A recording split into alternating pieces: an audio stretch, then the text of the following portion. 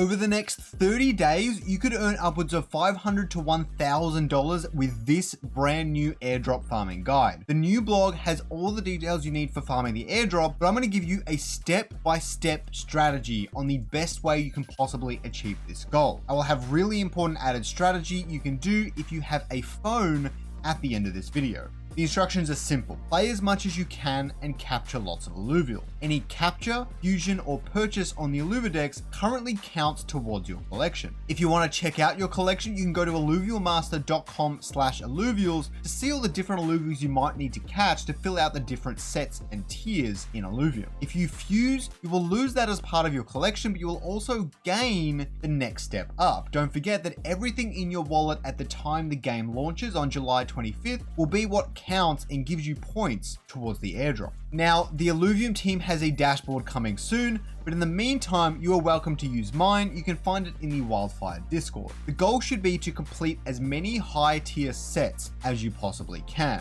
Now, we all know that Illuvium is a fantastic AAA game that is really going to revolutionize gaming, and you definitely want to get a part of this opportunity, but I have another one for you.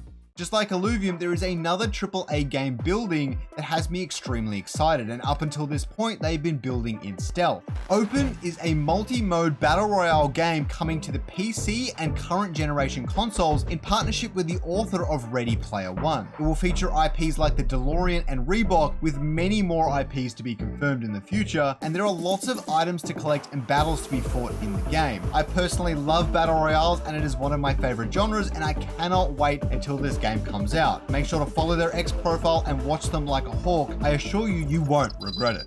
Now, for the Illuvium airdrop, to complete a set of tier 3s, for example, you will need every Illuvial from every line shown on the Illuvial Master website. In the case of the Scorpion Riptor, you could do one of 3 things. Capture 13 Riptor, fuse 9 into Riplance, and fuse 3 into Riptorus, leaving 1 left over, which would give you the entire line for the Scorpion. You would get points for that, and then if you do that for all tier 3 Illuvials, you will get significantly more bonus points.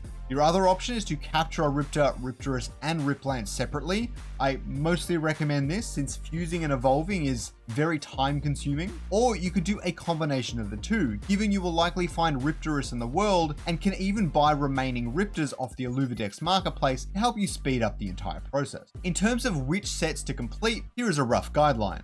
Tier 1, in my opinion, is not worth enough points. It's a little bit difficult. Tier 0 is beyond worth no points. Do not bother with Tier 0. Tier 2 is by far too difficult to obtain. Although the stage 3 links appear often, finding all of the right ones to make sure you complete that set is quite the challenge, and they're just simply not quite worth it. That being said, you will need them to be able to battle stage 3 battles in the Overworld. Now, Tier 3 has 8 Illuvial lines, Tier 4 has 7, and Tier 5 is the most rare by far and has 6 Illuvial lines. Here is my step-by-step game plan. Because of the severe capture difficulty, I recommend building up a strong team till you can confidently explore stage 3 areas consistently. Now, you will need to enter stage 3 areas and go on mining runs and capture runs most likely separately. Make sure you're maximizing your time well. I've heard that 9 nature Illuvials is cheap and effective, but personally I'd say to capture mostly Bulwark Illuvials, especially a few of the Stoic links, and use that in combination with maybe a Verdant Healing Core made up of Arcalion and Twine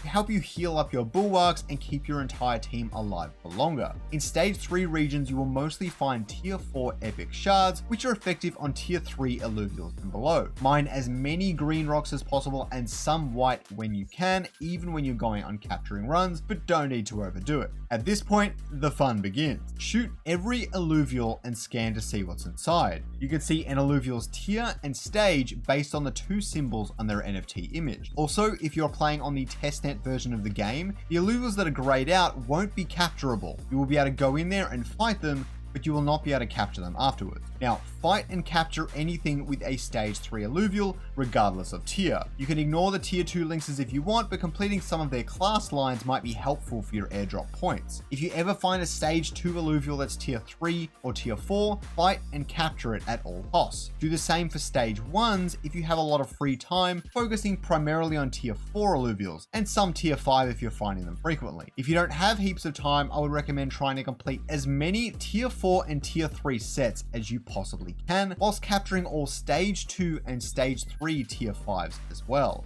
Now to holos. For full transparency, the bulk of this video was complete when I found out about holo and dark holo airdrop points. They had just been dropped on the community on a whim.